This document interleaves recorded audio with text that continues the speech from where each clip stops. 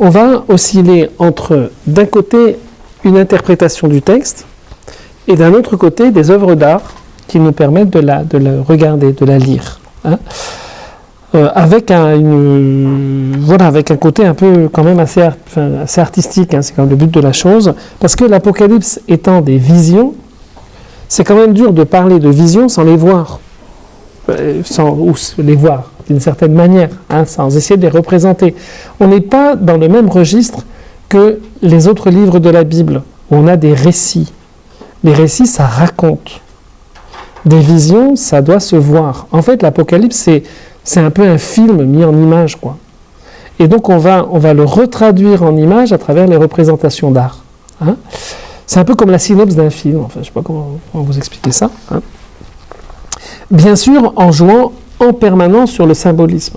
Parce qu'en réalité, c'est une mise en image, mais une mise en image de gens qui savent décrypter. C'est fait pour être décrypté. C'est pas fait pour être seulement visualisé. Voilà, toutes les images sont symboliques. Hein. Alors, je vais commencer par une petite aventure. Là. Très récemment, j'étais du côté de Randol, l'abbaye de Randol, donc vers Clermont-Ferrand. Et puis de là, j'allais vers l'abbaye de Fontcombault, qui allait dans l'Indre.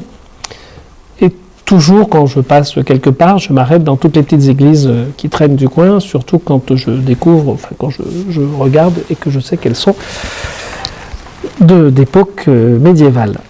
Et il se trouve que sur la route, il y a une abbaye, une ancienne abbaye, hein, qui s'appelle l'abbaye de Mozac, l'abbaye Saint-Pierre et Saint-Caprais. Et cette abbaye, que vous voyez ici l'entrée, bon, il n'y a plus que l'église principale, hein, l'église abbatiale. Je rentre dans cette église et trônait dans cette église cette chose-là. Un chapiteau. D'après vous, c'est quoi? Ça représente quoi? J'ai bondi. Hein. Quand j'ai vu ça, j'ai fait un saut au plafond. Donc, parce que c'est la première fois de ma vie que je le voyais représenté. Donc, qu'est-ce que ça peut être que ce truc? Alors, je vais vous en montrer d'autres. Hein. Regardez bien. Regardez. Qu'est-ce qu'ils sont en train de faire? Ces braves gens. Regardez qu'il y a même encore des traces de peinture. Hein. On voit bien sur les cheveux du bonhomme. Là. Ils ont des ailes, ce sont des anges. Alors voilà, il y en a qui ont des ailes, il y en a d'autres qui n'en ont pas. Deux qui ont des ailes. Voilà. Celui du milieu ne les a pas et on coince la bouche. Ouais. Alors un chat. Alors deuxième, là on voit mieux par les angles. Et on voit bien que chacun de ces personnages avec des ailes sont en train de fermer la bouche des personnages, mais que ces personnages, ils ont quand même quelque chose d'un peu spécial. Les anges ont quelque chose, mais les personnages aussi, ils ont quelque chose d'un peu spécial. Alors regardez bien, on va regarder encore Mais là, je vois pas la corne. Une corne. Espèce de corne. Ouais. Hein. Qu'est-ce que ça pourrait être pour vous, ces trucs-là, quoi? Mais l'autre aussi, il n'était pas dans le même sens. Alors, si on est en train de leur fermer la bouche, c'est justement pour qu'ils ne jouent pas de la corne. Ben oui. Ah, je me suis régalé, hein, j'étais dingue hein, moi, dans ce truc-là. Hein. On voit encore les lèvres rouges. Pardon? On voit encore les lèvres rouges. Il y a encore des traces de peinture, c'est ça qui est merveilleux, quoi. Ce chapiteau a été conservé, hein. Il est énorme, il est gigantesque. Hein. Il n'est pas content qu'on lui ferme la bouche. Alors, on va voir, parce que justement, l'intérêt c'est ça, c'est qu'en fait, les personnages de l'Apocalypse, vous les rencontrez partout, mais vous ne savez pas que c'est eux. Très souvent, hein, voilà. Donc le truc, comme je vous disais, c'est grand comme deux tables. Hein. Ah oui, et la hauteur aussi, hein, c'est un gros machin. Alors maintenant, vous allez avoir la clé quand même. Et c'est pour ça que ça m'a tellement frappé. Après cela, je vis 4 anges. Ils se tenaient debout aux 4 coins de la terre. Ils retenaient les 4 vents de la terre pour qu'aucun vent ne souffle ni sur la terre, ni sur la mer, ni sur aucun arbre. Et je vous ai mis d'autres citations qui correspondent, hein, qu'on a dans Zacharie par exemple. Fuyez, fuyez du pays du septentrion, dit l'Éternel, car je vous ai dispersés aux 4 vents des cieux. On les retrouve, les 4 vents. Ou bien, plus loin, l'ange me répondit, ce sont les 4 vents des cieux qui sortent du lieu où ils se tenaient devant le Seigneur de toute la terre. Et dans Matthieu, on a, chapitre 24, dans le discours apocalyptique aussi, bien sûr, toujours Apocalypse, il enverra ses anges avec la trompette retentissante, et ils rassembleront ses élus des 4 vents depuis une extrémité des cieux jusqu'à l'autre. Alors si vous regardez le texte d'Apocalypse 7.1, vous vous apercevez, donc il y a 4 anges, il y a 4 coins de la terre, il y a 4 vents de la terre, mais il y a 3 dimensions, la terre, la mer et aucun arbre. Donc vous avez les 2 chiffres symboliques principaux qu'on va retrouver dans l'Apocalypse, c'est-à-dire le 4 et le 3,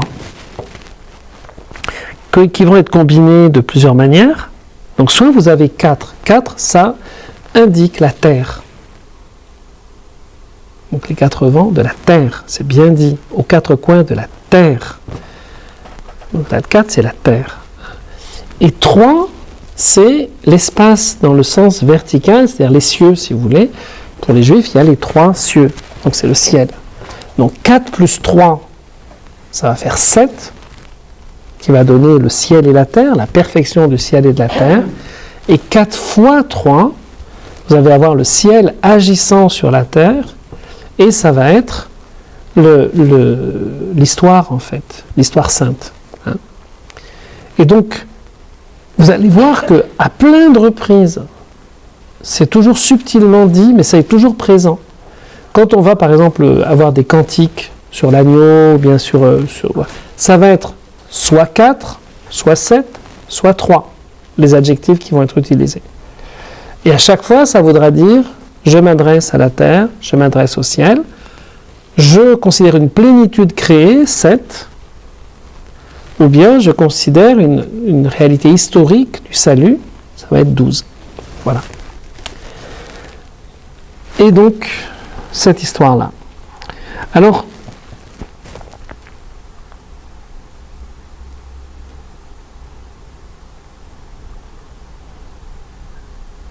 je vous ai mis ça. Pourquoi j'ai mis celui-là, je ne me rappelle plus. Ça, il faut que je retrouve. Aussi, parce que c'est la vision quand même. C'est les visions initiales. Hein. Mais on va... Voilà, donc ça c'est sur un manuscrit. Et puis, pourquoi j'ai mis ça? Oui, c'est pour l'histoire des 4 vents. Hein, donc, on est toujours dans les 4 vents, pardon. Ici, dans celui de droite, hein, qui reprend... Je vous l'ai mis comme ça parce que la partie gauche, voilà, je comprends. La partie gauche, c'est la page entière du manuscrit. La partie droite, c'est ce qui nous intéresse, c'est-à-dire la représentation des 4 vents qui sont retenus par les anges. Voilà, on a orbistéré, on a la Terre au centre, et on a sur les 4 points, vous les voyez, donc ici, hein, je vous ai mis ça en plus gros, vous avez les 4 vents qui sont tout autour. Et cette histoire des 4 vents, on les retrouve au sommet de toutes nos églises, avec la trompette retentissante, qui est le coq, ici, hein. Alors je vous ai mis un petit texte. De tout temps et toutes les cultures, le coq est associé au lever du soleil, au retour de la lumière. Les Grecs, les Romains, les Chaldéens, les premiers chrétiens y ont vu la victoire de la lumière sur les ténèbres, toujours. Le coq a une dimension spirituelle très importante. C'est à son chant que le Christ est ressuscité, donc à la moment de la résurrection, comme si le coq avait réveillé le Christ. Hein. C'est à son chant que le Christ est ressuscité. Il annonce déjà le retour du Christ en gloire, le soleil de justice. Il est toujours face au vent, le coq, dans la manière où sont faites les girouettes, prêt à défendre ses enfants contre les 4 vents que retiennent les anges de l'Apocalypse. Hein, donc voilà, on comprend mieux le symbolisme du coq au sommet de nos églises, qui n'est pas, comme les gens pensent, le coq de Saint-Pierre, mais le coq de la résurrection, hein, qui annonce le soleil levant, qui est vigilant, qui veille toujours pour annoncer le soleil avant qu'il n'apparaisse et pour gouverner les vents. Et il est toujours face au vent pour protéger des vents qui représentent bien sûr les forces négatives. Alors revenons à nos moutons, ça c'était parce qu'en s'arrêtant sur la route. Les 7 églises de l'Apocalypse. En fait, par une tournée de 7 églises dont on s'aperçoit bien vite qu'elles forment en fait une véritable tournée pastorale de Saint Jean et qu'on peut suivre sur une route. Il y a une route qui permet d'aller de Pergame, Thyatire, Sardes, Philadelphie, Laodicée. Et quand on va visiter les églises de l'Apocalypse, en fait, on suit tout le temps la même route. On peut se baser à Éphèse de façon à être plus proche de chacune d'entre elles, mais ça correspond à une route. Et bien sûr, donc la plus importante, c'est Éphèse, puisque c'était la capitale de l'Asie mineure à l'époque. Pas très loin, il y a Smyrne, qui aujourd'hui s'appelle Izmir et qui est la 3e ville de Turquie après Constantinople, enfin Istanbul et Ankara. C'est la 3e, c'est Smyrne, Izmir. Et à l'époque, la grande ville, c'est Éphèse, qui est la capitale de l'Asie mineure, et qui est l'équivalent de Rome, mais du côté asiatique. Voilà, vous les retrouvez ici. Donc c'est sur la côte occidentale de la Turquie actuelle, qui à l'époque n'était pas du tout la Turquie, c'est l'Anatolie au point de vue géographique, et c'était grec, occupé par les Romains, mais grec. Alors ici, dans une église grecque, vous avez cette représentation du début avec les 7 églises qui sont là, représentées par les 7 anges. Avec leurs petites églises, on reviendra là-dessus, avec Saint Jean qui est prosterné devant, et avec ce grand personnage qui a dans une main les étoiles, dans l'autre le livre, qui a l'épée dans sa bouche et qui est au milieu des 7 chandeliers, et qui est habillé en prêtre avec cette tunique, avec une ceinture d'or qui est sur sa poitrine, pas à sa taille, sur sa poitrine. Voilà, comme on le voit bien ici. Alors, donc ce texte fait partie de la littérature apocalyptique, apocalypteine, Calypteine, vous connaissez la Calypso de Cousteau.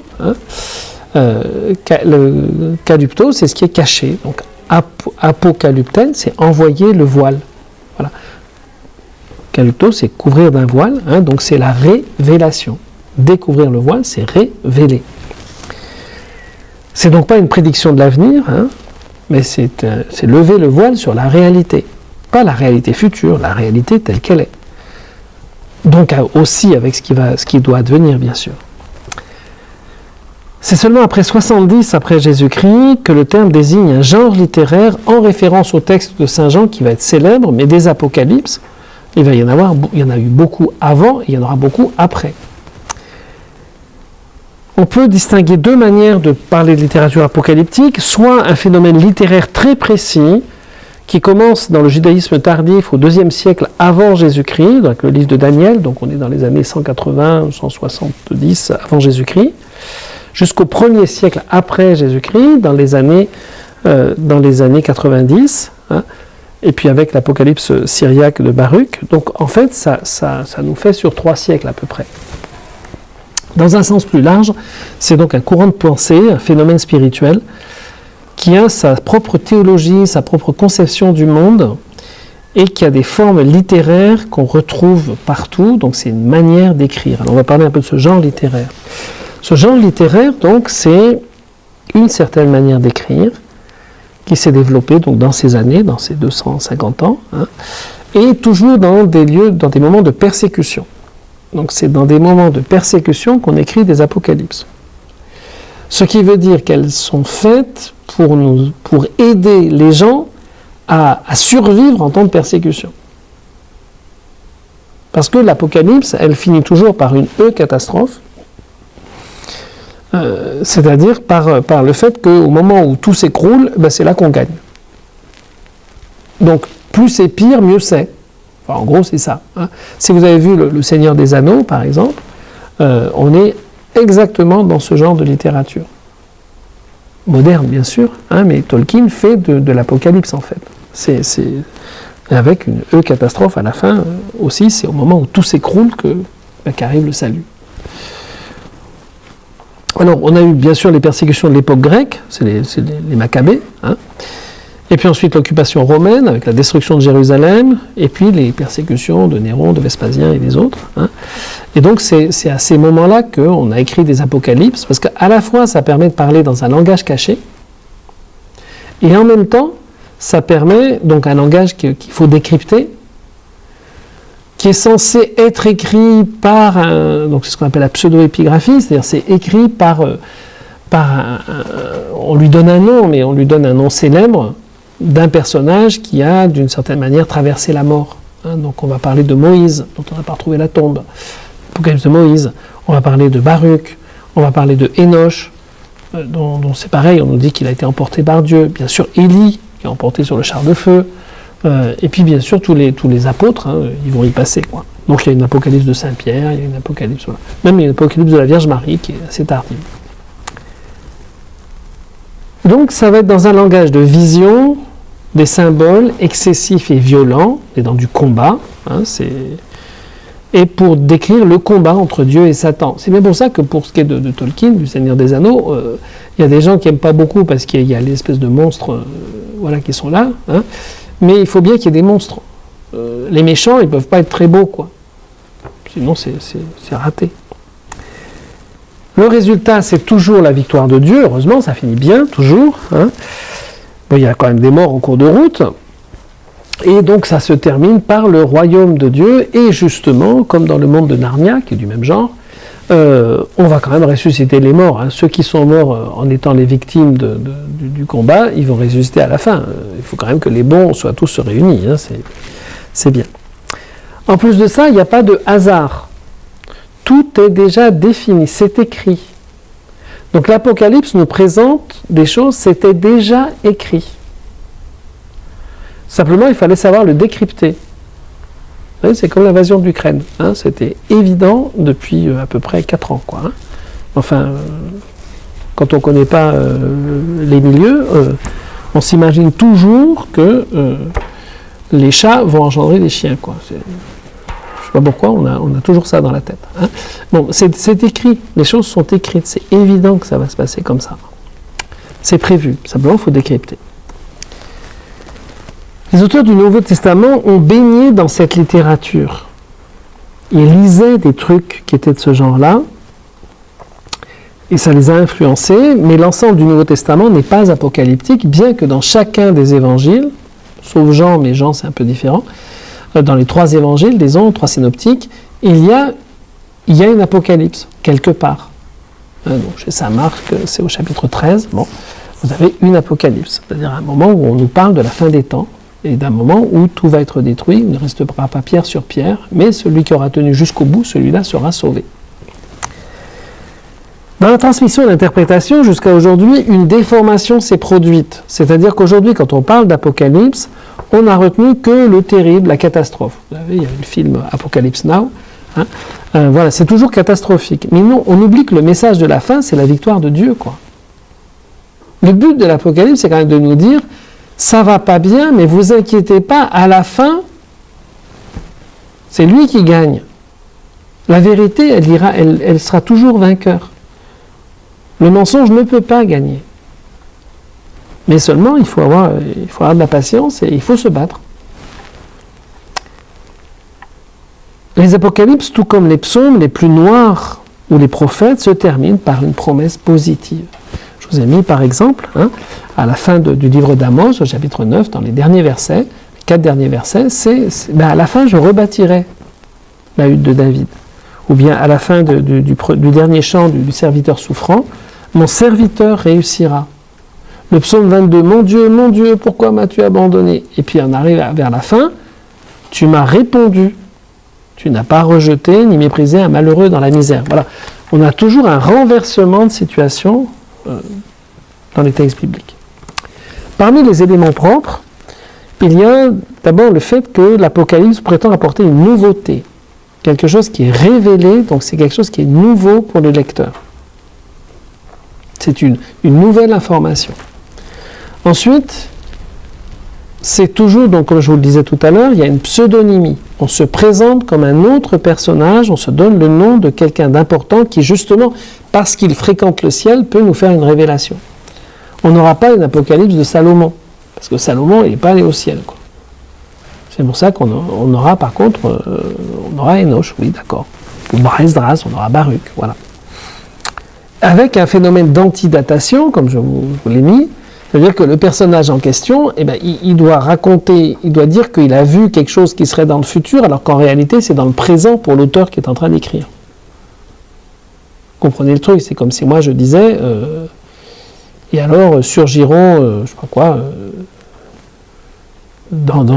en ce temps-là, comme disait le général de Gaulle, en ce temps-là surgiront 4 bêtes, une s'appellera Macron au micron, l'autre s'appellera Pécresse la tigresse, vous voyez, enfin bon, je continue, Mélenchon le cornichon, et qu'est-ce qui reste encore, et Zemmour, mon amour, bon, n'importe quoi. Hein. On va couper. Bon, voilà, donc, si vous voulez, et je dis que c'est le général de Gaulle qui a dit que ça sera ça à cette époque-là. Mais c'est ça l'antidatation.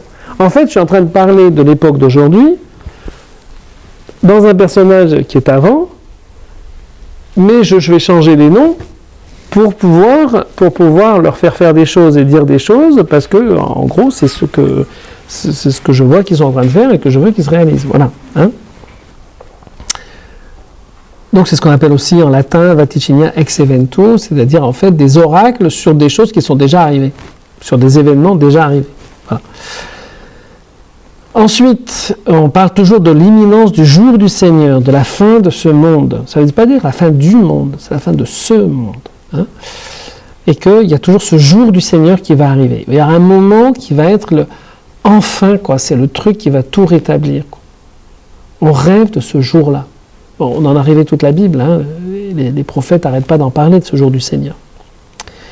Mais enfin, il est en train d'arriver. C'est pour nous, c'est maintenant. Ça y est, ça arrive. Et vous savez bien que toute époque pense que c'est dans son époque que ça va arriver. On croit toujours que c'est pour nous. Du coup, il y a toujours des tas de machins, vous allez sur Internet, vous en trouvez autant que vous en voulez. Hein. Mais c'était déjà comme ça au XVIIIe siècle, et c'était déjà comme ça au XVe. Hein. Et quand il y a eu la grande peste, c'était pareil. Et en l'an 1000, on était sûr que c'était pour maintenant. Ben maintenant, on est sûr que de toute façon, c'est maintenant que ça va arriver. Après ça, il y a toujours tous les signes nous le montrent. Hein. La Troisième Guerre mondiale, elle est pour demain, quoi, on le sait. Voilà. Tout nous le montre. Bon. Ensuite, le fait que l'histoire est comme un tout dans l'apocalyptique, le passé, le présent et l'avenir. On est tout le temps en train de passer de l'un à l'autre, et dans l'Apocalypse, c'est le cas, parce qu'au point de vue linguistique, on n'arrête pas de changer les temps en permanence. Hein.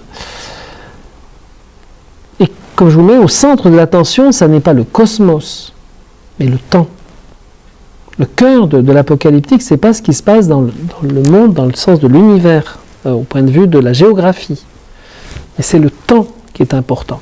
Donc il y a des phénomènes cosmiques, mais ces phénomènes cosmiques ne sont là que pour nous parler de l'imminence du temps. On s'en fiche à la limite que les étoiles se mettent à danser, et que le soleil se cache et tombe, etc. C'est pas une question géographique. C'est une question de marquer l'époque. Voilà. L'aboutissement de l'histoire lui donne un sens, un plan divin. On est dans une histoire qui est orientée. On va vers un point oméga. On va vers quelque chose qui se termine. Donc on n'est pas dans une histoire qui tourne en rond. Hein, on n'est pas dans un cycle sans fin qui se répète, comme dans le karma, si vous voulez. Hein. On n'est pas dans un cycle. On est dans quelque chose qui est au contraire voilà, on marche vers quelque chose. Et ça, c'est une énorme différence avec les prophètes, c'est que toute l'humanité est concernée et non pas un peuple. C'est tout l'univers, c'est toute la Terre, et même, on pourrait dire, l'univers même cosmique qui est pris en jeu. Hein. Mais c'est avant tout tous les peuples, l'humanité comme une seule humanité. Et bien sûr, c'est marqué par un fort dualisme, hein, donc c'est ce qu'on appelle les deux éons, C'est-à-dire, il y a le présent qui est terrestre, avec le péché, la guerre, la souffrance, et puis il y a le futur, céleste, communion avec Dieu. Et donc, sur Terre, il y a deux camps qui s'affrontent, je dirais le camp des spirituels et le camp des matériels, des charnels. Hein. Et les deux, c'est une lutte à la mort. Donc, vous avez d'un côté l'OTAN, de l'autre côté Poutine. Voilà. Hein. Pour résumer, parce que les gens ont tendance à lire notre histoire d'aujourd'hui aussi en clé apocalyptique. Hein.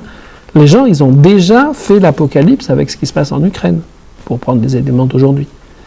Ils ont déjà forgé leur truc, et à force de le forger, on finit par le faire arriver. Hein, donc, faire attention. Voilà, on a vite fait de tout classer dans ce type de catégorie.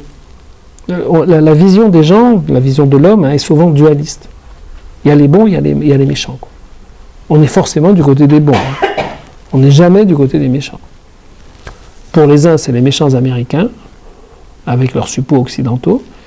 Pour les autres, c'est les méchants russes ou les méchants chinois. Hein. Voilà. Il s'agit donc d'un combat entre deux mondes, une lutte cosmique entre Dieu et Satan, avec la présence des anges, donc d'entités spirituelles qui nous dépassent. Nous, on est tout en bas là-dedans. Hein. Et donc, on n'est pas conscient que tout ce qui est en train d'arriver, c'est en fait le jeu d'autres forces qui nous dépassent complètement. C'est un temps de jugement, mais donc aussi un temps de persévérance, parce qu'il faut tenir le coup. Parce que le but, je le répète, c'est vraiment de soutenir ceux qui sont persécutés. Tenez bon. Ne vous laissez pas abattre, parce que le grand danger, c'est ça. Hein. C'est de perdre espoir, de perdre... Et donc, c'est des livres qui sont faits pour soutenir le combat. C'est un temps de crisis, on dit en grec, hein, c'est-à-dire un temps de crise, de catastrophe, de tribulation. Et où le martyr joue un rôle important. Il y a des morts des deux côtés. Mais les nôtres, c'est des martyrs, et ils vont revivre. Les autres, ils vont disparaître dans les temps de feu, ou bouffés par les corbeaux, comme c'est le cas dans l'Apocalypse, par les oiseaux du ciel. Voilà. Donc c'est un combat. C'est un message aussi. Hein. L'Apocalypse, c'est une vision, plus qu'une parole. Les prophètes, c'était une parole. L'Apocalypse, c'est une vision. Il y a vraiment une différence. Autant l'apocalyptique, on le verra, c'est la suite de la prophétie. En fait, on est passé de la prophétie à l'apocalyptique. Hein? C'est-à-dire que les prophètes vont disparaître et vont être remplacés par les apocalypses. Mais dans ce remplacement, on va glisser d'une parole, le prophète, il a apporté un oracle de Dieu. L'apocalypse, ça va donner une vision. Si vous voulez, c'est comme autrefois, on avait plutôt des discours, où on envoyait des lettres, des tracts, des machins. Aujourd'hui, on fait un film. Ou bien on passe sur Internet. Il faut qu'il y ait des images. Les gens ne lisent plus. Il faut qu'ils voient les trucs, qu'ils les entendent. Voilà. Ils veulent voir et entendre, mais pas trop lire. Donc on a la place des anges qui deviennent médiateurs et messagers, donc pas seulement dans le combat, mais dans la manière de transmettre le message. C'est-à-dire que souvent, l'ange sert pour donner l'explication de la vision. Parmi les apocalypses très tardives, hein, quand vous lisez les textes d'Hildegard de Bingen, par exemple, vous avez toujours la vision et son explication qui sont inspirés, et encore les commentaires après. Hein, prenez par exemple le livre des mérites de la vie. À chaque fois, elle voit les vices et les vertus, elle les décrit, puis ensuite il y a une explication qui explique pourquoi ils sont comme ça, et puis ensuite à la fin vous avez les peines qui seront au jugement final, les peines qu'il y aura. C'est des textes vraiment apocalyptiques, hein, c'est clair, enfin, en tout cas pour les mérites de la vie. Un peu moins pour le livre des œuvres divines ou pour le Civias, mais c'est quand même toujours avec vision et explication.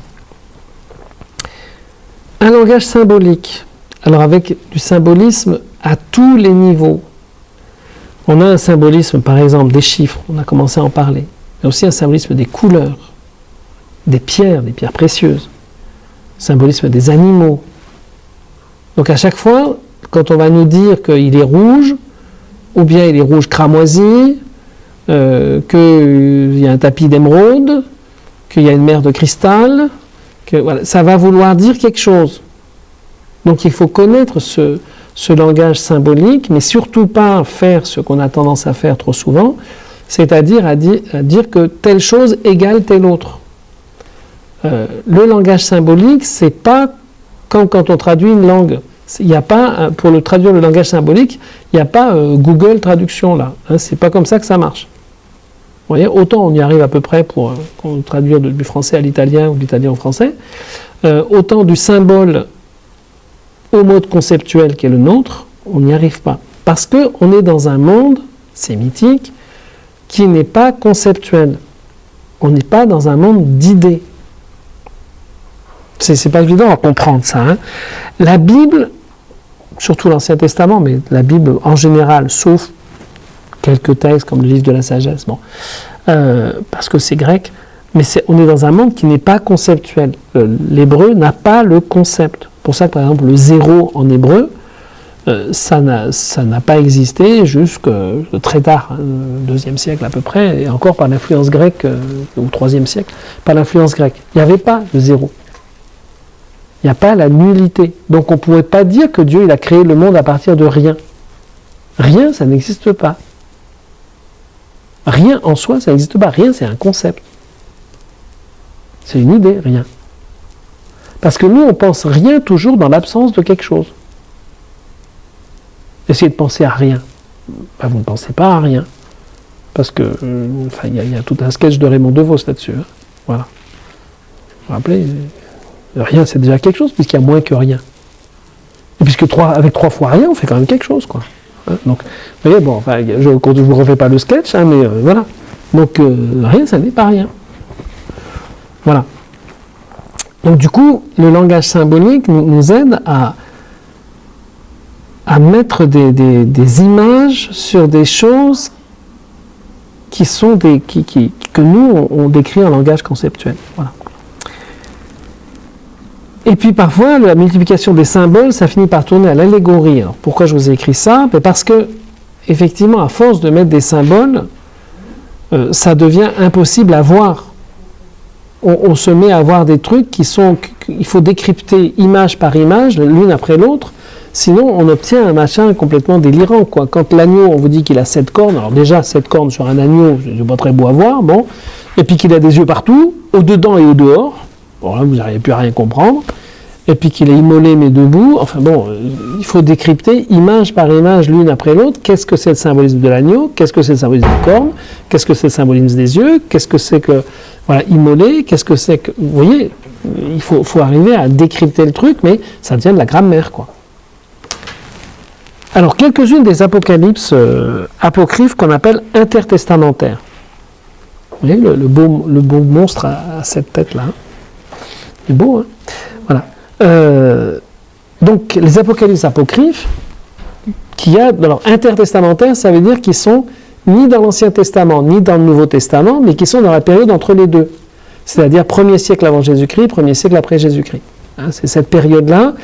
D'ailleurs, il y a un beau livre, dans la Pléiade, il y a Dorme qui a traduit justement toute cette littérature intertestamentaire. Hein, elle existe, on peut même l'acheter dans la Pléiade. On peut les trouver aussi autrement. Hein. Mais donc cette littérature intertestamentaire, il y a une vingtaine de livres comme ça qui sont traduits et qui sont exploitables aujourd'hui. Oui, on le remettra tout à l'heure. Bon. Alors parmi ceux-là, vous avez le livre éthiopien d'Enoch, 2e, 1er siècle avant Jésus-Christ, un des plus anciens. Le livre slave d'Enoch, parce qu'on n'a gardé que la version slave. Il est du 1er siècle après Jésus-Christ. Quand on dit slave, ça ne veut pas dire que le savon n'existait pas à cette époque-là, mais on l'a gardé uniquement dans cette version-là. Il y a l'Assomption de Moïse, donc du 1er siècle après Jésus-Christ, c'est-à-dire contemporain des évangiles. Hein. L'Apocalypse syriaque de Baruch, on peut même dater exactement entre 75 et 100. Le 4e livre d'Esdras, bon, le premier c'est celui qu'on a dans l'écriture de la Bible, hein, puis pour ça il y a le 2e, le 3e, qu'on trouve, d'ailleurs le 2e, 3e, on les trouve dans les Bibles orthodoxes. Mais vous avez donc le 4e qui est de la fin du 1er siècle après Jésus-Christ, les oracles sibyllins, tout ça vous devez l'avoir dans le livret, hein. Les oracles sibyllins qui sont du 2e siècle avant Jésus-Christ, mais qui ont été retravaillés, non ça va. Et puis vous avez le livre des Jubilés, ça c'est un texte qui a fait fortune, hein, qui est au 2e siècle après Jésus-Christ, et celui-là aussi, le testament des 12 patriarches, donc c'est bien entendu une invention, les 12 patriarches, c'est donc les 12 fils de Jacob, hein, c'est-à-dire les patriarches des 12 tribus, voilà, qui est aussi de l'époque du Christ. Hein. Et il y a des affinités d'ailleurs, hein, dans ces textes-là avec certains éléments du Nouveau Testament. Voilà. Donc voilà, ça c'est les plus célèbres. Hein. On avait 8 ici. Et puis il y a donc les apocalypses apocryphes qui sont déjà dans l'époque du Nouveau Testament, c'est-à-dire plus tardives. Hein. Donc celles-là, on est encore dans un monde juif. Celles du Nouveau Testament, elles vont être influencées par le christianisme. Vous avez une ascension d'Isaïe, qui est écrite entre 100 et 150 après Jésus-Christ, l'Apocalypse de Pierre, de Saint-Pierre, hein, environ 135, l'Apocalypse de Paul, avant 250, mais sans doute assez tardive, l'Apocalypse de Thomas, qui est du 4e siècle, très tardive, et de type gnostique, la révélation d'Étienne, parce qu'Étienne, avant d'être tué à coups de cailloux, il a eu une très grande révélation sous le coup des cailloux, et donc c'est du 5e siècle. Hein, voilà. Une première apocalypse de Jean, qui n'est pas la nôtre, hein, qui est du 5e, 6e siècle, une deuxième apocalypse de Jean, qui est du 6e, 8e siècle, une apocalypse de la Vierge, en grec, du 9e siècle, et une apocalypse de la Vierge éthiopienne, qui serait du 15e siècle. Vous voyez, donc on a des apocalypses très très tard. Hein. Comme je vous disais, là-dedans, on pourrait caser Hildegard de Bingen avant la fin, quoi. Hein. Et d'autres, hein, parce que c'est un style qui est revenu à certains moments de l'histoire. Alors, dans la Bible, on trouve déjà une émergence de l'Apocalypse avant. Dans le Nouveau Testament, on a 18 fois le mot apocalypsis, dans le sens de révélation, comme on va le trouver ici. Et cette apocalypse, elle est traduite, elle est décrite comme une prophétéia, c'est-à-dire comme une prophétie.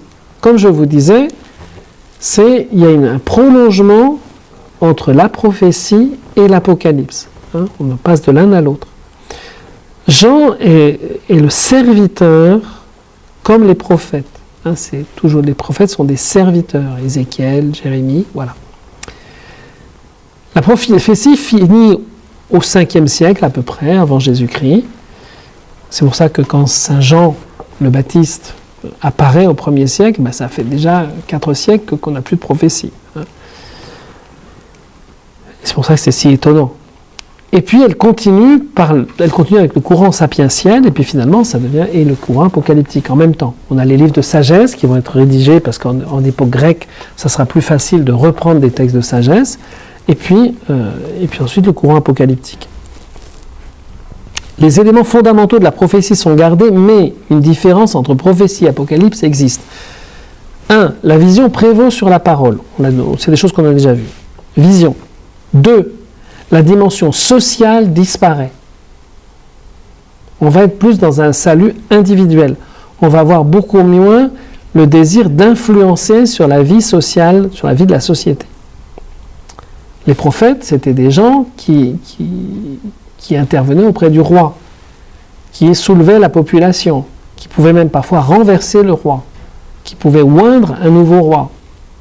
Voilà, dimension sociale.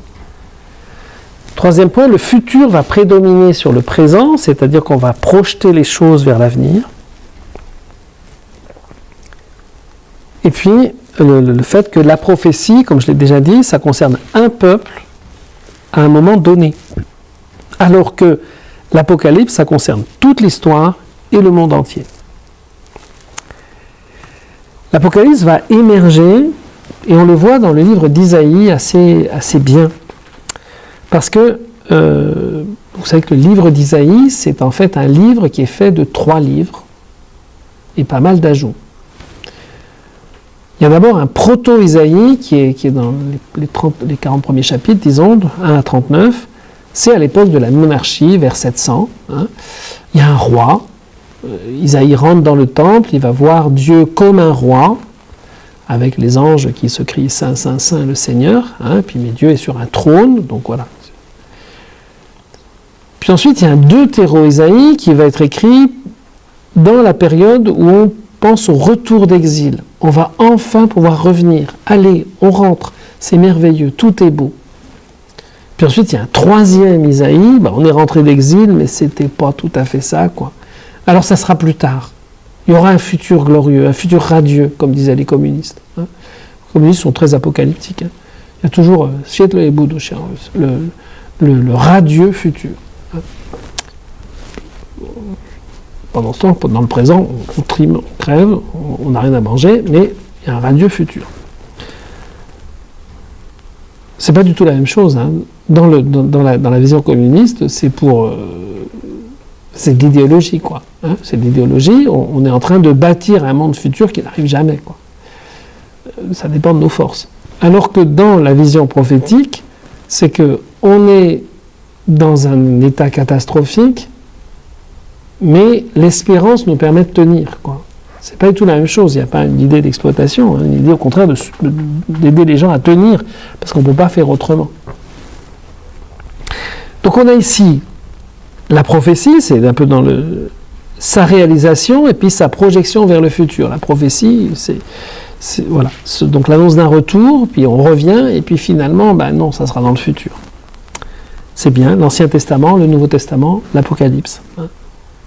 Mais on va trouver chez Isaïe, justement, dans la deuxième partie, dans celle où on est dans la période joyeuse de l'exil, du retour d'exil, on va trouver 2 apocalypses, chapitres 24 à 27, puis chapitres 34-35, la grande et la petite, qui vont nous parler en des termes un peu bizarres, pour nous décrire qu'en fait, ce retour d'exil, il annonce quelque chose qui est beaucoup plus lointain et beaucoup plus grand.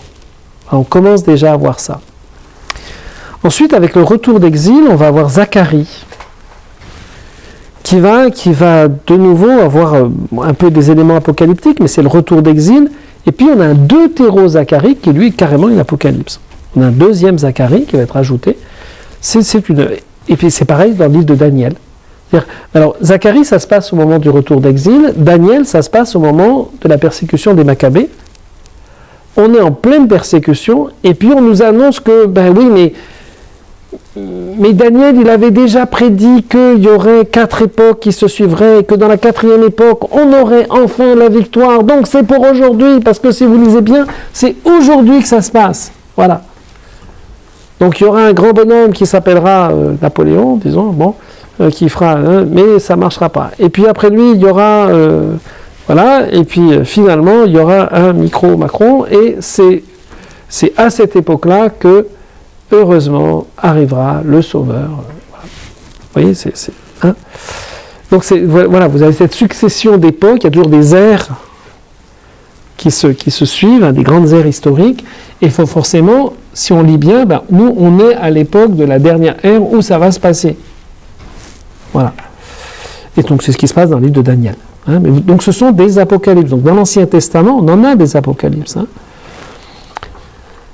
Si on regarde l'Apocalypse de Jean, on s'apercevra, on verra ensemble, que c'est un concentré de prophéties. En fait, l'Apocalypse de Jean, c'est un cousu de citations. Vous pouvez prendre n'importe quelle phrase de l'Apocalypse de Jean, vous allez pouvoir retrouver des traces d'autres textes. C'est un type qui devait avoir mangé de la Bible tellement qu'il ne parlait plus que comme ça. Et quand je suis arrivé en Russie, pour me préparer à reparler russe, j'avais appris le russe, mais j'ai lu en toute abondance, je me passais en boucle dans la voiture le Nouveau Testament, je relisais, etc., puis je lisais l'Ancien. Et quand je suis arrivé là-bas, mes élèves m'ont dit, mais mon père, vous parlez bizarre. Vous parlez comme dans la Bible. Forcément, je ne peux pas faire autrement. En fait, je connaissais que ça. Or, la Bible russe qu'on a et qui est utilisée dans la liturgie, c'est une Bible qui a été traduite et faite en 1873. Donc, j'avais un langage ecclésiastique du 19e siècle, vous voyez. Donc, forcément, les élèves, bon, et même après, quand je suis allé en Géorgie ou quoi, forcément, j'avais un langage où je parlais en termes bibliques, quoi. Et les gens me disaient, mais parfois, ça veut dire quoi ce mot, quoi? Parce que, voilà. Donc, les mots qu'on n'utilisait plus. Ben là, c'est un peu pareil. C'est un type qui connaît tellement bien la Bible qu'il parle que en citation biblique, quoi. Et il n'arrête pas. Et il faut à tout moment essayer de se dire, attends, à quel prophète il fait allusion. Et en particulier, donc, il y a la vision d'Ézéchiel au début, avec les 4 vivants, Dieu assis sur un trône, etc., le char de feu, la Merkaba. Et donc, c'est exactement la description enfin, c'est les mêmes éléments qui sont utilisés dans l'Apocalypse chapitre 4 et 5. Hein. Daniel 5, ben, c'est la venue du Fils de l'homme, donc l'apparition du personnage sur les nuées du ciel. Et puis le vieillard des jours, etc. Enfin bon, on retrouve tout ça. Hein. Et puis d'autres livres, en particulier beaucoup de l'Exode. Hein. C'est-à-dire qu'on va avoir le nouveau cantique de Moïse, on va avoir la nouvelle traversée de la mer Rouge, on va avoir, etc. L'agneau, forcément, c'est aussi l'Exode. Et donc chaque phrase doit être lue en référence à l'Ancien Testament, d'où l'importance des notes dans nos Bibles, parce que ça nous permet au moins d'en repérer quelques-unes, quoi. Les plus importantes, mais il y en a plein d'autres. Hein, je veux dire, sinon on n'arrêterait pas, il y aurait plus de notes qu'il y aurait de textes. Car comme je vous l'ai mis, il y a parfois plusieurs références dans une même phrase. On ne fait pas allusion qu'à un prophète. Il s'agit d'une révélation de l'Église à elle-même. Donc il s'agit de regarder au-delà du voile pour découvrir qui nous sommes. En fait, à travers ça, on découvre sa propre identité. Où je suis, moi, dans ce combat. Alors c'est un écrit qui est inspiré par l'esprit, mais ce n'est pas une prédiction pour les curieux. Donc le but, c'est pas de faire Madame Soleil et de me dire qu'est-ce qui va se passer demain. Ou de me dire, ah, c'est arrivé ce jour-là. Oui, d'accord, l'étoile qui tombe du ciel et qui s'appelle Absinthe, en russe, ça se dit Tchernobyl. Ah, ça vous pose des questions, hein. Il y a des trucs comme ça. Moi, quand il y a eu Tchernobyl, j'ai bondi au plafond, hein, parce qu'en russe, Tchernobyl, c'est l'absinthe. On l'utilise couramment, c'est un mot, parce que c'est une plante noire, hein, mon absinthe. Tchorno, ça veut dire noir. Et de même, quand les gens de Daesh ont traversé l'Euphrate, moi j'ai vu les cavaliers de l'Euphrate qui arrivaient, quoi, hein, parce que c'est exactement ce qui est écrit dans l'écriture, vous les voyez arriver, quoi. Vous vous dites, c'est pas possible, d'où est-ce qu'ils ont tiré ça, quoi, hein. Voilà. Mais le but n'est pas là, hein, même s'il y a des éléments qui sont assez troublants à certains moments, hein, parce que par exemple, tout ce qui est de destruction climatique et autres, prenez les trompettes de l'Apocalypse, c'est décrit de A à Z, hein, vous avez l'impression que ça a été écrit pour aujourd'hui, quoi. On a l'impression qu'aujourd'hui, on voit se réaliser un certain nombre de points qui sont dans l'Apocalypse. Donc c'est un écrit qui en fait est incarné dans la réalité de son temps, avec souvent des allusions à des choses qu'il y avait à cette époque, que parfois on peut décrypter, mais qui en tire des valeurs intemporelles, c'est-à-dire qu'il en tire des lois qui vont continuer tout au long de l'histoire. Et c'est pour ça que c'est toujours actuel. Parce qu'en fait, il l'a mis en image de façon... Ça a pris une valeur qui est au-delà du temps. Donc c'est à la fois une prophétie, une apocalypse, mais c'est aussi le grand final de la Bible. C'est pour ça que c'est merveilleux que ce soit le dernier bouquin de la Bible, parce qu'on ne peut le comprendre qu'en ayant lu tout le reste. En fait, c'est le livre le plus compliqué de la Bible, si on regarde par là, puisqu'il faut connaître toute la Bible pour arriver à comprendre quelque chose de ce qui est dit là. Voilà. C'est l'aboutissement de la révélation, hein, et ça ne peut être compris, comme je vous disais, que par des chrétiens solides qui connaissent toute la Bible et qui sont forts dans leur appartenance à l'Église, parce qu'ils sont en pleine persécution et qu'on est en train de leur dire, les gars, tenez bon, quoi, parce que c'est bien ce qui était prévu, ce que vous êtes en train de vivre. La canonicité, puis pour ça on va faire une petite pause. Hein. Ce livre a été mis en doute à un certain moment parce que beaucoup d'hérétiques s'en sont servis. C'est comme aujourd'hui les témoins de Jéhovah. Mais ça a commencé il y a très longtemps. C'est-à-dire qu'on se servait de ça pour, en faisant une lecture littérale des choses, lecture donc absolutiste, enfin lecture fondamentaliste, qui n'est pas du tout ce que demande l'Église, hein. Une lecture fondamentaliste, eh ben, on disait il y aura 144 000 sauvés. Paf! Je me souviens d'une discussion avec, avec deux braves dames. J'étais en train de réviser mon examen d'hébreu dans un jardin, dans les jardins du Capitole à Rome. Et arrivent deux braves dames qui commencent à... J'étais un jeune homme sympathique et bienveillant, qui commence à m'entreprendre sur les témoins de Jéhovah, quoi, et sur l'Apocalypse, et sur les 144 000 sauvés et tout ça. Je me souviens de deux réponses que je leur ai données. Je leur ai dit, oui, vous avez raison, qu'il n'y a que 144 000 qui vont être sauvés. Hein. 12 000 de chacune des 12 tribus. Vous appartenez à quelle tribu, madame? Moi, je suis de la tribu de Lévi. Et vous? La bonne femme est devenue blême. Je dis, oui, il faut lire le texte. Il y a même marqué, c'est 12 000 de chaque tribu. Ah non, mais c'est symbolique. Ah si c'est symbolique, c'est 144 000 aussi, c'est symbolique. Voilà. Hein? Et puis, autre réponse que je leur ai dit, c'était à propos du nom. Je leur ai dit, mais vous avez vu qu'il y a marqué dans la Bible qu'il ne faut pas prononcer le nom de Dieu. Vous savez, moi, ma religion, c'est la synagogue qui est là en bas. Il y a une synagogue juste au pied, on la voit bien. Je suis à la synagogue, là. Et nous, les gens qui prononcent le nom de Dieu en vain, comme ça, il y a marqué qu'il faut les tuer à coups de cailloux. Vous voulez que j'essaye? Je vais accomplir l'écriture. Elles sont parties, elles ne sont pas restées. Bon, voilà, attention, ça ne se lit pas de façon fondamentaliste, vous comprenez? Voilà. Et donc c'est pour ça que les hérésies, elles ont toujours essayé de tirer l'Apocalypse à elles. C'était toujours comme ça. Donc il y a des gens comme par exemple Denis d'Alexandrie, qui a dit qu'elle n'était pas apostolique, elle ne dépendait pas des apôtres. Eusèbe de Césarée, parmi les personnages importants de l'Église, hein. Ça n'est pas dans la liste des livres sacrés de Cyril de Jérusalem ou de Grégoire de Nazianze. Elle n'était pas reconnue par l'Église de Syrie, mais le grand saint Athanase d'Alexandrie, la classe parmi les livres canoniques, et en 367, et son influence va être déterminante. Vous voyez, donc Cyril en 350, Grégoire en 360, mais en 367, Athanase va la classer dans ses livres, et il va réussir, son influence va faire que elle va changer le cours des choses. Hein. Donc après ces doutes du IVe siècle, dans tous les canons des Écritures, c'est-à-dire partout où il y a la liste des livres bibliques, on va mettre l'Apocalypse dedans. Alors on va faire une petite pause, et puis on reviendra sur les systèmes d'interprétation de l'Apocalypse.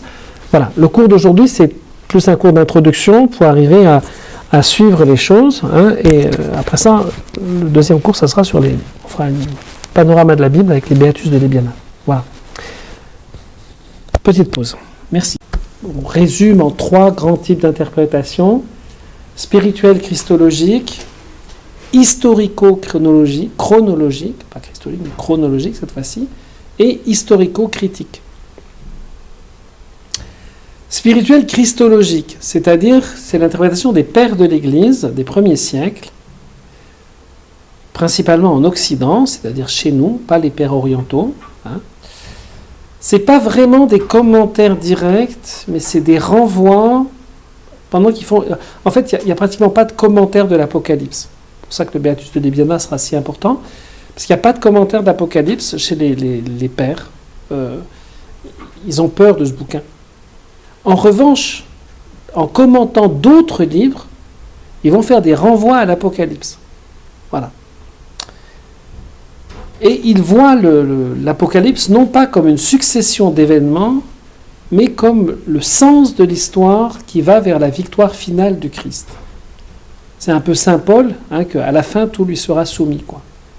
C'est l'idée qu'il y a un grand combat qui se passe dans le monde, et qu'à la fin, tout sera soumis au Christ. Donc, le but, c'est le Christ.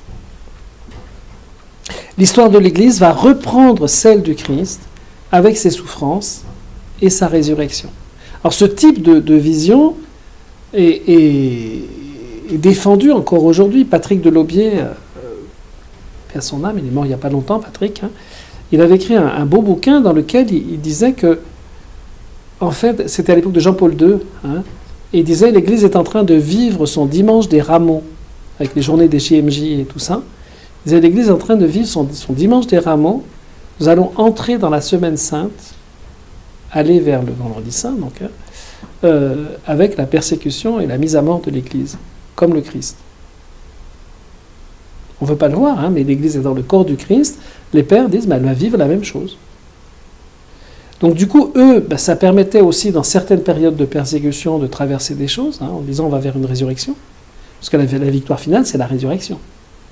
Il n'empêche qu'effectivement, il y a des moments où on se dit, l'Église, c'est haro sur le baudet, quoi, hein. On a l'impression que tout est fait pour la détruire, quoi, la faire disparaître. Elle n'est jamais aussi forte que quand elle est persécutée, hein, donc, parce qu'au moins elle est fidèle à l'essentiel et elle vit les valeurs du Christ. Quand tout va trop bien, elle a tendance à se laisser aller, quoi. Alors, cette vision-là, elle est conforme à l'exégèse historico-critique, c'est-à-dire que dans cette vision-là, il y a quelque chose de vrai, quoi. C'est effectivement le centre de l'Apocalypse, c'est le Christ. Hein, et c'est vraiment ça. Et c'est vrai que l'Église, dans l'Apocalypse, elle vit ce que vit le Christ. Donc cette vision-là, elle a quelque chose de profondément juste. Deuxième vision, qui elle n'est pas juste, hein, c'est donc la vision historico-chronologique, comme si l'Apocalypse annonçait les événements mondiaux de manière cryptée. Alors ça, c'est dangereux, parce que ça veut dire, donc ça va être toute une part de la chrétienté, en particulier dans certains moments du Moyen-Âge. Hein. Ça a été condamné par l'Église, ce qu'on appelle le millénarisme. Ça va être la tentation de voir des âges de l'Église et de dire « Ah, tel événement, il est écrit telle page, et voilà, en fait, ce sale type qui porte le chiffre 666, eh ben, c'est le cryptogramme de... » Alors, je ne dis pas de nom, hein, voilà. De Isabelle. Donc, vous voyez, enfin, je veux dire, on va trouver un personnage historique vivant de notre temps. Alors, on y a eu droit à Néron, on a eu droit à Napoléon, on a eu droit, on peut y mettre Staline, on peut y mettre Hitler, on peut y mettre Poutine, on peut, enfin, tout ce qu'on veut, quoi. Hein, je veux dire, il suffit de dire le tsar Poutine, ou bien de dire le président Poutine, ou bien, vous voyez, il suffit de rajouter un petit quelque chose et on arrive à trouver le chiffre qui va correspondre. Hein. Donc voilà, l'annonce d'événements mondiaux de manière décryptée, comme je vous disais à propos de Tchernobyl. Alors il y a parfois des coïncidences troublantes, c'est vrai. Mais de là à en faire une histoire pour pouvoir... En fait, c'est toujours après l'événement qu'on dit « c'était lui ». Voilà. Mais enfin, on a dit « c'était lui », l'Antichrist, il y en a eu. Hein, donc voilà. Parce que dans ce cas-là, il y a des gens qui vont se placer comme maîtres pour initier les gens et leur dire qu'en fait, ils sont en train de vivre telle page de l'Apocalypse, on est forcément à la fin. Toujours. Donc voilà, c'est toujours pour nous. Et du coup, vous allez avoir des dingues qui vont aller se rassembler sur une montagne, comme c'est arrivé, hein, et puis qui vont tous se faire harakiri parce que c'est la fin du monde, quoi. Mais attends, je rêve. Ça marche pas. Hein. Voilà. Et donc, c'est ce qu'on appelle le millénarisme. Alors, avec des gens comme Joachim ou Joachim de Flore, hein, un personnage très très intéressant, très intriguant, hein, qui a un type qui a essayé de voir en disant, il y a une époque, c'était l'époque du Père, et puis après ça, il y a eu l'époque du Fils, et puis maintenant, on est dans l'époque du Saint-Esprit.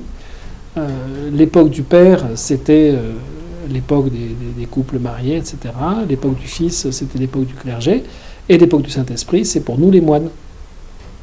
Voilà, donc il était moine. Forcément, on est toujours dans le bon truc, hein, dans le truc d'aujourd'hui, quoi. Jean Hus, hein, aussi, donc les Hussites, hein, les Taborites, les Adventistes, les témoins de Jéhovah, etc., ont tendance d'avoir ce millénarisme. C'est-à-dire qu'on va décrypter l'Apocalypse pour dire ce qui va se passer aujourd'hui. C'est un peu faire Madame Soleil en partant de l'Apocalypse, comme certains font à partir des signes du zodiaque et des jeux de constellations pour vous dire que, attention, la Lune va rencontrer Mars et Jupiter va être dans le coin, et donc ça va être la cata sur la Terre. Hein. Voilà.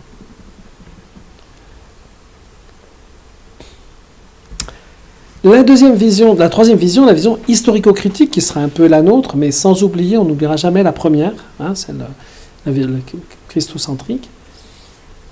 ça va être d'essayer de restituer le contexte dans lequel l'Apocalypse a été écrite et quels sont les événements historiques ou les phénomènes auxquels elle se réfère à son époque. Par exemple, le culte de l'empereur, qu'on va retrouver à plusieurs reprises. Alors on pourrait dire le culte de l'empereur, en fait, il continue parce que c'est le culte du tsar Poutine, ou bien c'est le culte du tsar Trump, ou je sais pas quoi. Enfin bon, je veux dire, il y a toujours eu une tendance au culte de la personnalité. Des mégalos, on en a toujours eu dans l'histoire.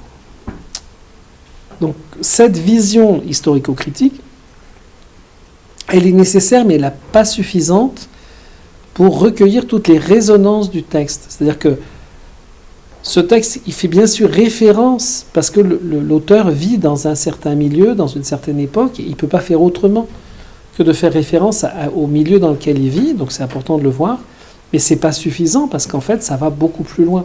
C'est un texte inspiré, comme aussi d'autres poètes peuvent écrire des textes sans savoir que, en fait, ce qu'ils sont en train d'écrire, vous prenez même du Victor Hugo, sans savoir qu'en réalité, ça a une résonance pour des gens des siècles après.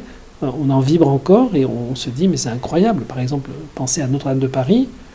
On n'aurait jamais imaginé l'impact que ça a eu avec au moment où Notre-Dame a brûlé. On s'est arraché le bouquin, quoi. Ils ont été obligés de faire des tas de rééditions de Notre-Dame de Paris parce que tout le monde s'est jeté sur Notre-Dame de Paris. C'est incroyable. Bon. On n'aurait jamais pensé, parce que cette vision mythique qu'il a donnée avec Quasimodo, Esmeralda et compagnie, comment est-ce qu'il aurait pensé qu'on en ferait un opéra plus tard, enfin des opéras, Comment est-ce qu'il aurait pu penser qu'on allait arracher le bouquin, qu'on ferait des pastiches, c'est incroyable le succès que ça a pu avoir, quoi. Donc un auteur ne sait jamais, un vrai poète ne peut pas savoir, comme c'est le cas ici, c'est un vrai poète, ne sait jamais la résonance que vont avoir ces textes. Et donc, nous, on va le regarder au niveau de l'art, c'est-à-dire au niveau de l'art pictural, pictural ou bien la tapisserie, etc. Mais on pourrait aussi le faire vis-à-vis de l'art musical. Moi, si j'avais eu la compétence, je fais un cours là sur les psaumes ailleurs, j'aurais bien aimé faire un jour les psaumes et la musique. Parce que, pensez Handel, Dixit Dominus. Voilà, vous avez des trucs qui sont mondialement connus. En fait, c'est un psaume mis en musique, quoi.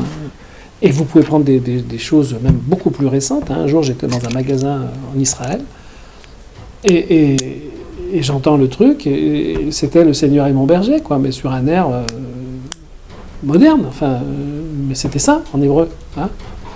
Il y a d'ailleurs un chant aussi en français qui existe, où le refrain, c'est « Le Seigneur est mon berger », mais dit en hébreu.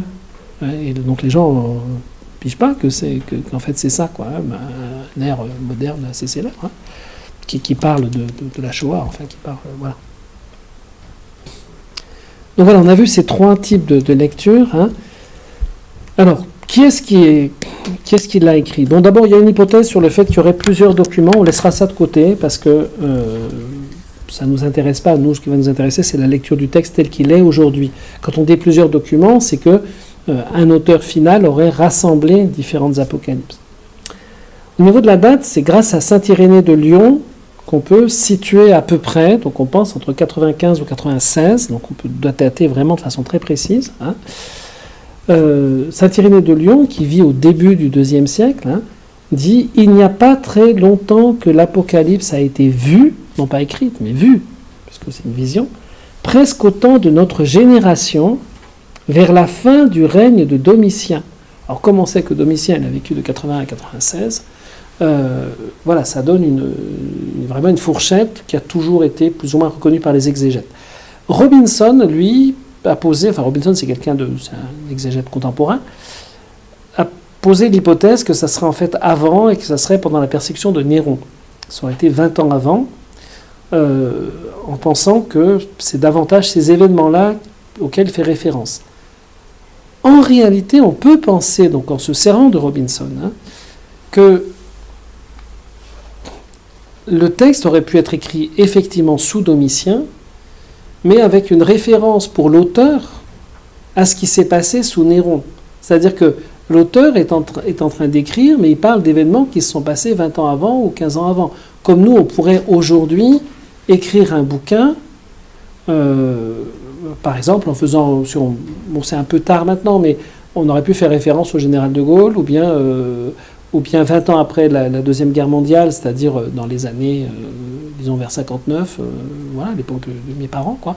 On aurait pu écrire un bouquin en faisant des allusions à la Deuxième Guerre mondiale, bien qu'on ne soit pas dans l'événement, mais qu'on fasse référence à quelque chose qui nous a traumatisés, dans lequel on est encore en train de vivre. Là, l'auteur peut avoir été traumatisé par ce qui s'est passé sous Néron, et donc, quand il écrit son bouquin 15-20 ans après, il fait référence à ça, en fait. Hein.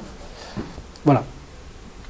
Le lieu, c'est Patmos, et les 7 églises qui sont autour d'Éphèse. Alors, géographiquement, on le regardera tout à l'heure, mais quand on est à Patmos, moi j'ai eu la chance d'y aller plusieurs fois, hein, chaque fois que je vais à Patmos, avant de partir, je fais une prière à Saint Jean lui demandant de pouvoir revenir un jour.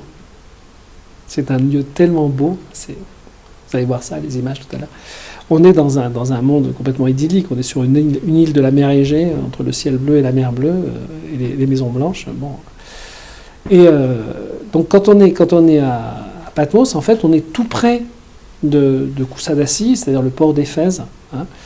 Donc géographiquement, on a ces églises qui sont sur la côte là-bas, et on est sur l'île la plus proche, une petite île toute proche qui est là.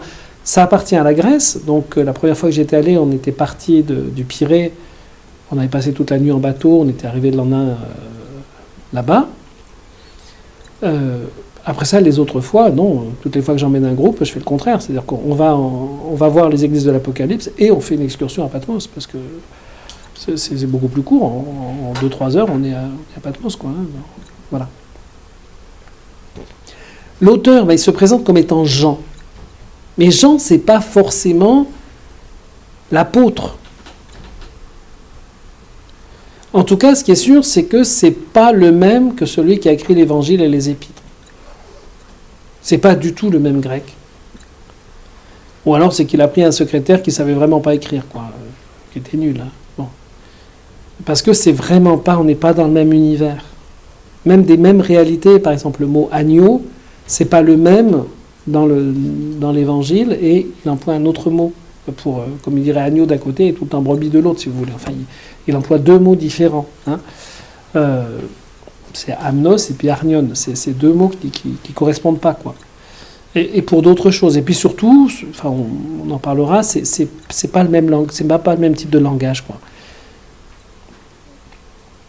Alors sans doute s'agit-il d'une école johannique, c'est-à-dire on est quand même dans la même école, on a des éléments qui reviennent, enfin qui sont récurrents, mais en tout cas c'est pas le même auteur, ça c'est sûr. Cet auteur inconnu donc s'attribue à 4 reprises le nom de Jean, mais c'était un prénom très fréquent. Yohanan, c'est la grâce de Dieu, c'est comme le nom de Anne, c'est un nom très très fréquent dans le monde juif. Hein. D'ailleurs par exemple Marc s'appelait Jean-Marc. Son nom hébreu, c'était Jean. Voilà. Hein. Il y a Jean-Baptiste, il y a Jean l'apôtre, il y a Jean, l'auteur de l'Évangile, qui n'est pas l'apôtre. Hein. Voilà, donc il y en a beaucoup des gens. Il se décrit comme exilé forcé sur l'île de Patmos à cause de la parole de Dieu, du témoignage de Jésus, dans ce qui pourrait s'apparenter à un délit d'opinion. Ça veut pas, il n'est pas aux travaux forcés. Il est en exil forcé, mais il n'est pas aux travaux forcés. Hein, donc, voilà. Et parce qu'il a dû dire des choses contre le culte de l'empereur, hein, donc c'est pour ça qu'on l'a mis en prison. L'analyse exégétique n'identifie pas Jean de Patmos à l'apôtre. L'auteur ne revendique jamais ce titre. Et il se présente comme un serviteur, pas comme un apôtre. Pour lui, le groupe des apôtres appartient au passé. Donc il est après. Il n'utilise pas davantage le titre d'ancien, de presbytre, parce que c'est le titre que se donne l'auteur des lettres, Jean le presbytre. Et c'est le titre que Papias utilise pour parler de Jean, l'auteur de l'Évangile. Donc c'est Jean le presbytre, qui n'est donc pas Jean l'apôtre. Petite parenthèse. Mais il existe une parenté entre les écrits johanniques, donc tout ce qu'on appelle les écrits johanniques, c'est-à-dire l'Évangile, les 3 lettres et l'Apocalypse. Donc c'est dans la même communauté, dans le même type de communauté, qui est du côté d'Éphèse. Hein. Jean, l'auteur des évangiles, est à Éphèse, donc on est toujours dans ce coin-là. Hein. Donc voilà, c'est un peu la même formation théologique, sans doute des gens qui sont descendants un petit peu des Esséniens. Hein. Voilà, des Esséniens qui étaient pas que à Qumran, hein, mais qui étaient aussi disséminés un peu partout. C'est un personnage important des communautés judéo-chrétiennes d'Asie mineure, quelqu'un qui est reconnu, donc c'est pour ça que c'est sans doute, je vous dis, un Essénien. Le texte peut laisser penser qu'il était prophète ou évêque itinérant. Bon, à l'époque, l'évêque, c'était pas comme aujourd'hui, hein, donc singularisé des autres par une certaine autorité. C'est quelqu'un qu'on reconnaissait comme important et qui pouvait passer d'une église à l'autre pour annoncer des choses. Le grec utilisé est à la fois le plus pauvre des écrits néo-testamentaires, mais d'un autre côté, c'est le plus riche en ce qui concerne la variété, l'explosion de vocabulaire et d'images. Donc, il est à la fois très pauvre du point de vue de la langue, mais avec plein de mots, plein d'apax, c'est-à-dire plein de mots qu'on n'utilise pas ailleurs. La langue de l'auteur pourrait être l'araméen, voire l'hébreu. En réalité, le type, on voit bien qu'il est en train de penser en hébreu, quoi. Il écrit en grec, mais il pense en hébreu. Donc il y a plein de trucs qu'on arrive à comprendre qu'avec un arrière-fond hébreu. Il y a plein d'hébraïsmes, c'est bourré. Ce qui rend possible la thèse des chercheurs qui en font un prophète qui aurait fui la Palestine à la suite de la révolte juive des années 60, se serait réfugié en Asie mineure avant de s'exiler sur l'île de Patmos, mais difficilement sous la pression de ce que la tradition chrétienne appelle la persécution de Domitien, parce que cette persécution n'a jamais existé. Voilà. Forgée par les apologètes chrétiens au IIe siècle sur la base de la propagande sénatoriale romaine contre la mémoire de l'empereur Domitien, dont la réalité est mise en question par les historiens. Patmos n'est d'ailleurs pas une île d'exil impérial. Donc apparemment, il est allé là-bas, il a vécu là-bas, il a écrit là-bas. Plus tard, donc, Irénée le regarde comme étant dans la soi-disant persécution de Domitien dont on parlait à son époque. Et c'est ça qui fait dire à Robinson que, ben non, c'était pas la persécution de Domitien, c'était à l'époque de Néron, parce que Domitien n'a jamais vraiment persécuté les chrétiens. Voilà. Hein. En ce qui concerne le langage, donc il y a un problème un peu de datation. En ce qui concerne le langage de l'Apocalypse, on parle d'un grec fou. Voilà. Parce que c'est du grec, mais il n'arrête pas de casser la langue, un peu comme, je ne sais pas si vous connaissez Gérard de Nerval dans ses poésies. Hein. Voilà, il casse la langue, il lui fait dire des trucs qu'on ne peut pas dire. Et pour ça, on voit bien qu'il pense en hébreu et qu'il écrit en grec. Mais avec une maestria qui détourne les trucs, c'est-à-dire qu'il fait des concordances de temps qui ne marchent pas. Prenez un exemple dans le latin. Hein. J'avais un prof qui nous disait que les examens, c'était le tempus studuisse, c'est-à-dire le temps pour avoir étudié. En français, ça ne peut pas se dire, quoi. Hein. Mais en latin, ça se dit très bien. Le temps pour avoir étudié. C'est-à-dire que c'est le temps qui t'est donné, mais c'est parce que tu as étudié avant, quoi. Si tu n'as pas étudié avant, ça ne marche pas, le temps de révision des examens. Voilà. Hein. Donc, quand tu arrives aux examens, ce n'est pas le temps de réviser. C'est le temps d'avoir étudié. Voilà. Ben, c'est des trucs qu'on ne peut pas traduire en français. Ben là, il s'arrange pour traduire quand même des trucs, et donc il fait des entorses à la lettre, au grec, parce qu'il veut dire des choses qu'on n'arrive pas à dire en grec. Par exemple, celui qui est, qui était et qui vient. On attendrait celui qui est, qui était et qui sera. Enfin, ça serait la logique qu'on dise le présent, le passé, le futur. Mais non, c'est pas ça qu'il veut dire. Et alors il nous dit ça parce que justement, il ne sera pas. Dieu n'est pas futur. Il n'y a pas de futur en Dieu. En Dieu, tout est déjà réalisé. Donc il n'est pas celui qui sera. Mais ce qu'il est déjà vient vers nous. C'est nous qui le voyons comme un futur, alors qu'en lui, c'est déjà réalisé. Vous voyez, c'est quand même génial d'avoir sorti cette formule qui revient plusieurs fois. Hein. Donc nous, on dit, gloire à celui qui est. Vous prenez un autre exemple, parce que c'est des mots qu'on emploie. Hein. On dit en français, gloire au Père, au Fils et au Saint-Esprit, au Dieu qui est, qui était et qui vient. Ou bien on dit, maintenant et toujours et pour les siècles des siècles. Comme il était au commencement, maintenant et toujours et pour les siècles des siècles. On en reparlera de ça. Comme il était au commencement. Donc ça, c'est C'est le passé, mais c'est le passé en tant que commencement. C'est pas hier, c'est le commencement de ce qu'il y a aujourd'hui, quoi. Hein. Bon, au commencement. Maintenant, c'est dans l'instant où je parle, et toujours. C'est un futur, mais un futur continué. Parce que c'est l'hier qui est demain et qui est demain. Et pour les siècles des siècles, et ça les gens ne le comprennent pas, les siècles des siècles, ça ne veut pas dire quelque part dans le futur. Le siècle dont il est question, c'est vous êtes dans le siècle. C'est-à-dire, et dans tous les univers des univers. Donc on est en train de parler, si on veut, on dirait dans nos catégories, du passé, du présent, du futur, et de l'éternel qui n'est ni dans le passé, ni dans le présent, ni dans le futur, mais qui est un autre monde. C'est ça l'histoire des siècles des siècles. Et c'est pour ça que dans certaines traductions, on essaye de l'enlever, ce truc-là. Parce que les gens ne comprennent plus, quoi. Voilà. Et je vois, enfin, dans la traduction liturgique en russe, si vous voulez, on s'est frité assez sérieusement entre le Kazakhstan et la Russie, parce que en Russie, ils voulaient l'enlever, et au Kazakhstan, ils ont dit non, on le gardera. Donc on dit pas la même formule, parce qu'ils ont dit non, ça veut dire autre chose. Ils ont bien compris qu'il y avait derrière autre chose, parce que c'est pas une question temporelle. Quand on dit maintenant et toujours et dans les siècles des siècles, on n'est pas vraiment en train de parler du temps. On est en train de parler des univers. Voilà. Hein. Donc, vous voyez, c'est ça, cette manière de jouer avec la langue. Alors, il y a des concordances, en particulier des temps, qui sont complètement délirantes là-dedans, parce qu'on fait dire, voilà. Le bouleversement des temps qui passe du passé au futur sans transition, l'emploi de l'aoriste, alors l'aoriste c'est un temps spécial en grec, hein, qui traduit l'effort pour exprimer avec des images prises dans le temps une réalité qui est entre l'éternel et le temporel. On ne peut pas décrire l'éternel avec les catégories du temps. L'éternel, c'est pas dans le temps. Ça comprend le temps comme une des possibilités, mais c'est bien au-delà du temps.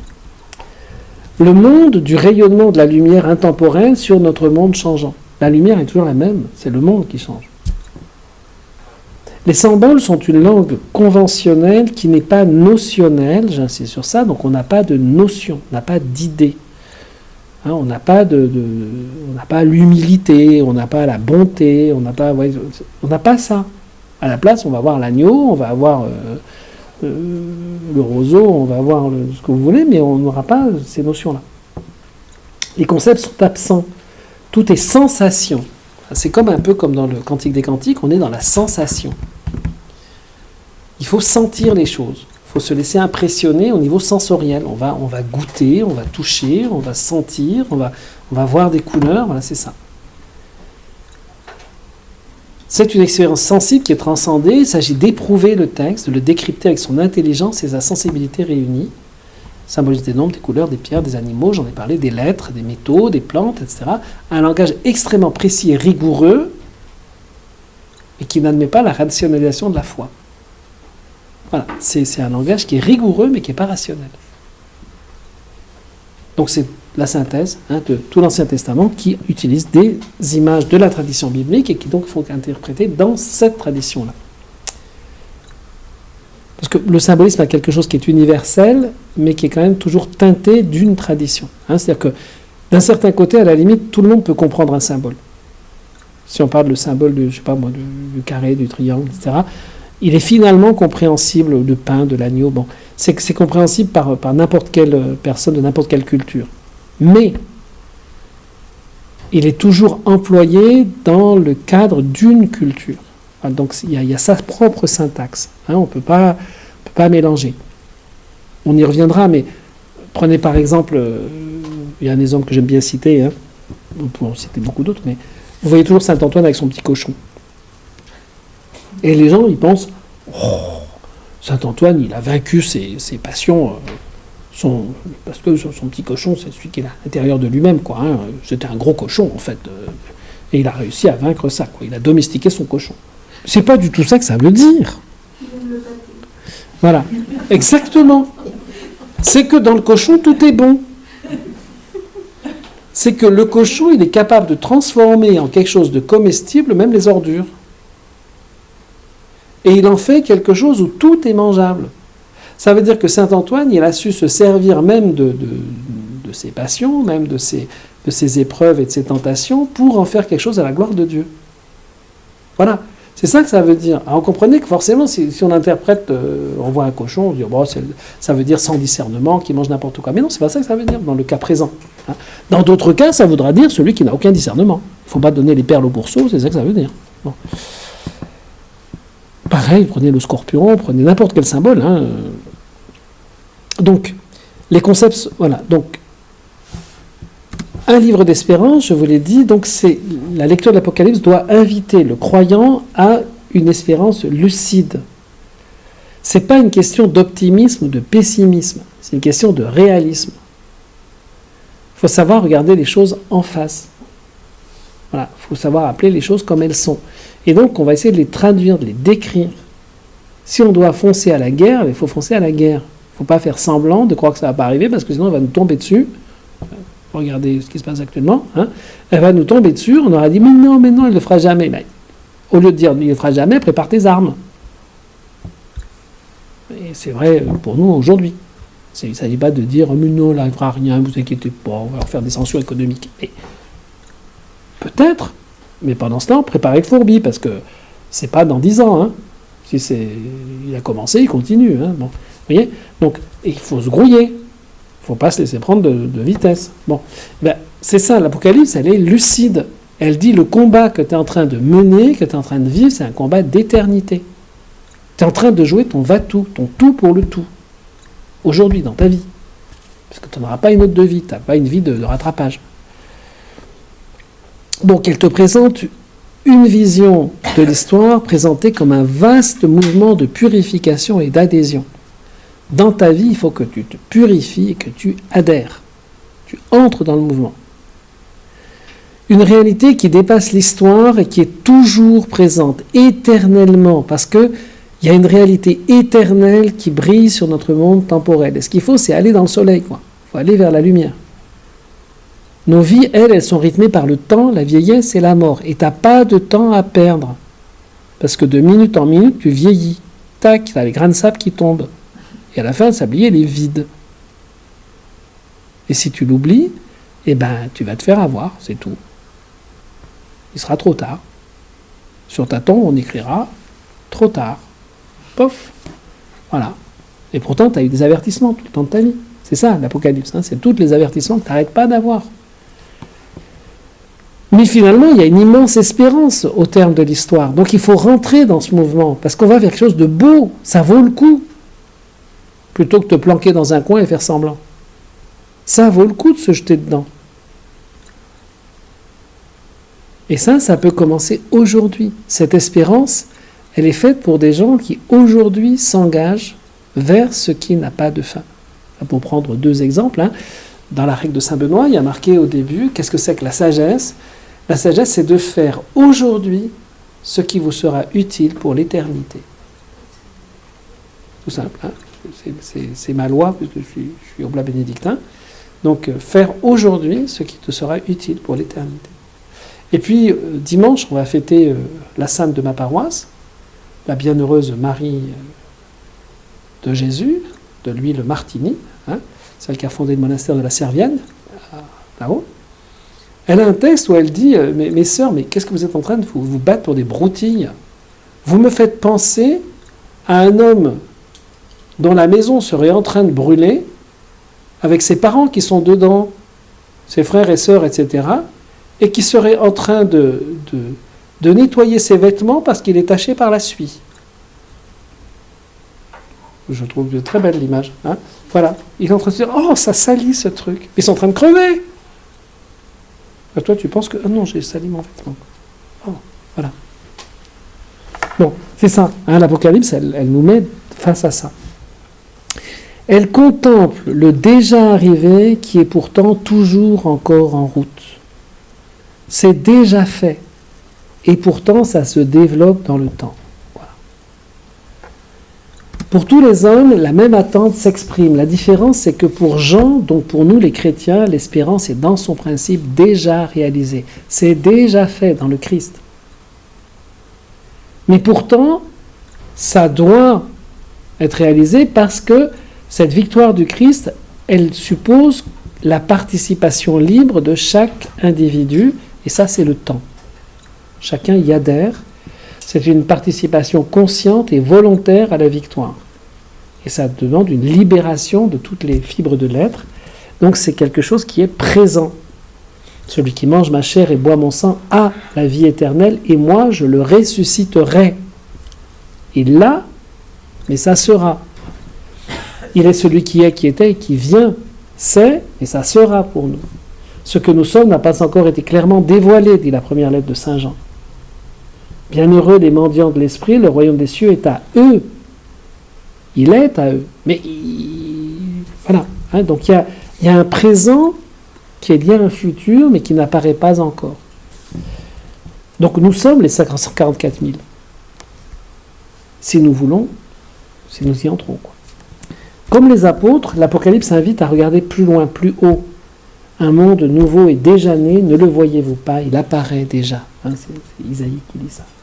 Ça n'est pas une évasion, mais une contemplation du réel dans sa dimension profonde.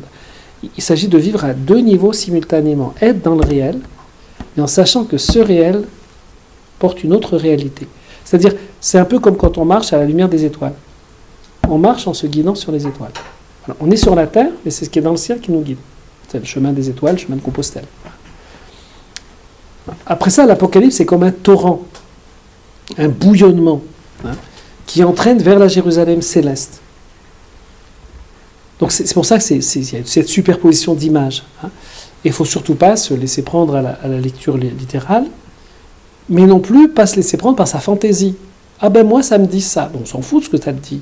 Le texte, il dit vraiment quelque chose. Il faut comprendre les images, il faut aller les chercher, il faut les regarder dans l'Ancien Testament, voilà. Se laisser gagner par l'espérance, oser entrer dans le combat, parce que si on n'espère rien, on ne se bat pas. On ne se bat pas pour ce qu'on croit déjà avoir. Hein. Pour regarder l'histoire, notre histoire, comme une parole de Dieu.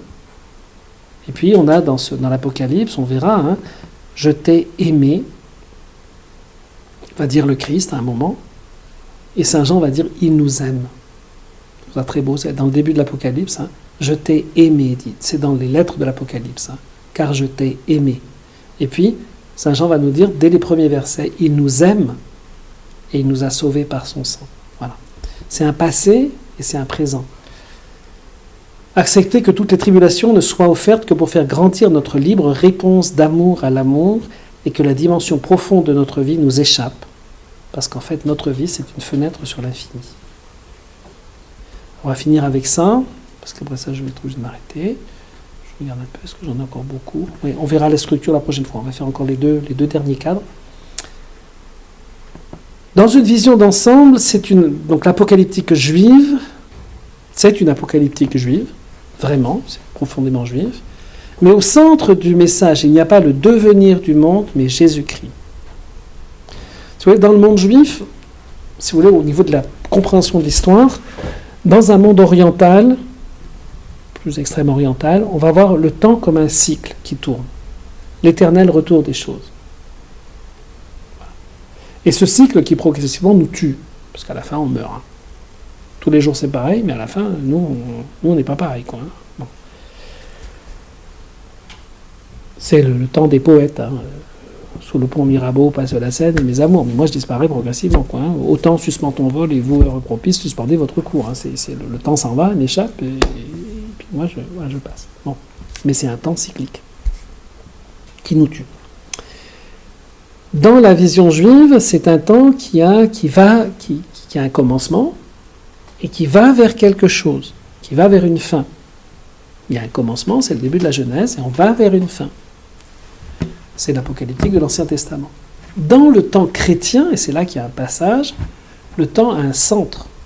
Il y a les années avant Jésus-Christ, il y a les années après Jésus-Christ.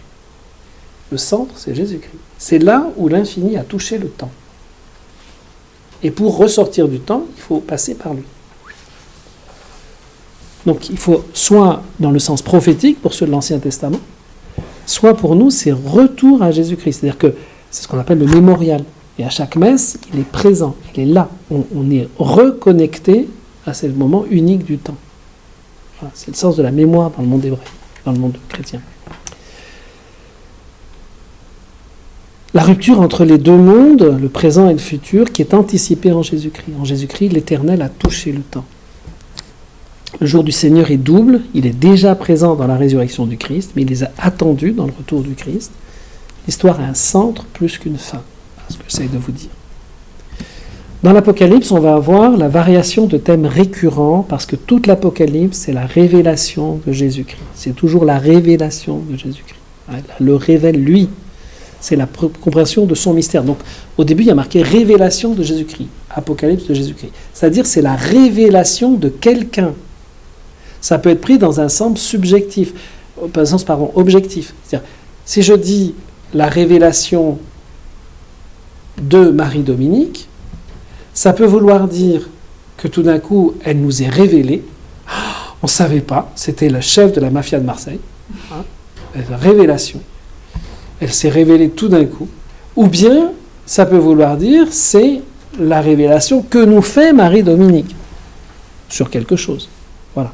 Donc ça peut avoir un sens objectif ou subjectif. Révélation de Jésus-Christ, ça peut avoir les deux sens. D'accord ? En fait, là, c'est la révélation de lui. Tout d'un coup, elle nous fait un exposé magnifique, super splendide. On découvre qu'elle était la championne des chiffres et des lettres, ou je ne sais quoi. Voilà. L'Apocalypse, c'est la description de la relation entre ce monde et Dieu à travers l'événement du Christ. C'est entre ce monde et le divin qu'on ne peut pas qualifier. Elle est la révélation de la victoire du Christ, de sa royauté.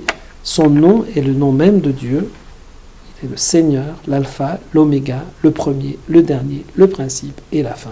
Vous avez ça dans Apocalypse 22.